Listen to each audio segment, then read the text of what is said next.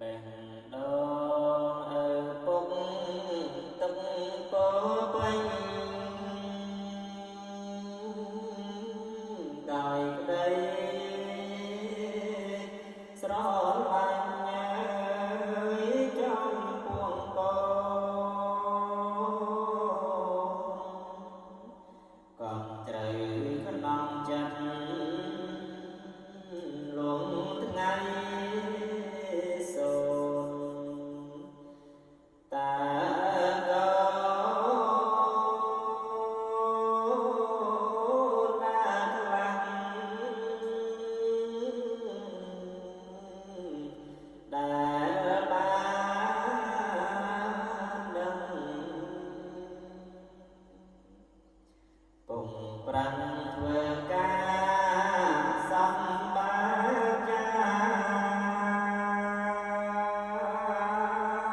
ប្រាថ្នាតែម្យ៉ាងណាប្រលឹង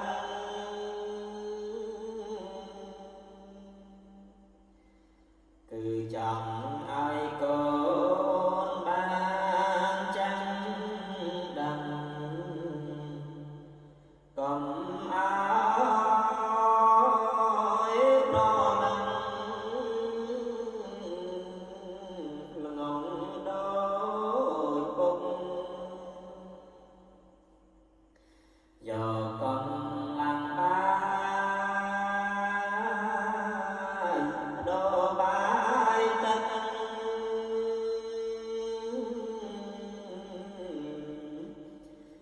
ក្រំល្ងាចឃើញព្រឹក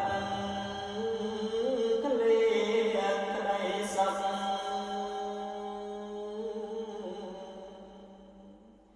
ហាត់នៅលំបាកណាស់ស្រណុកខំប្រឹងត្រត្រង់ព្រមជីវភាព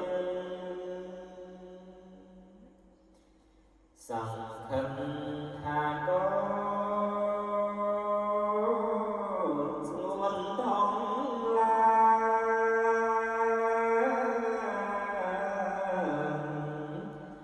រុងរឿងកុំកា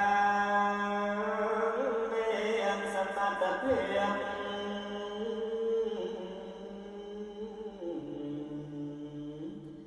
ចេះដឹង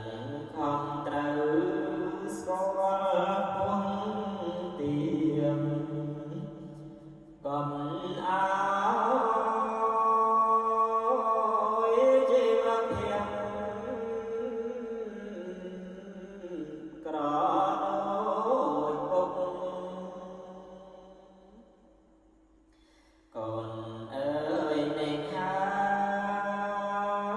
យបេះដូងពុក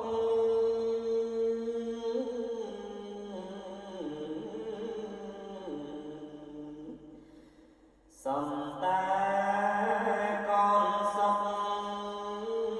បានហើយ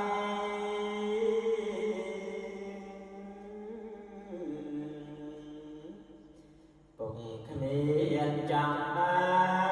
នអ្វីទៀតទេពេលមុនពុកម៉ែបិទផ្លែ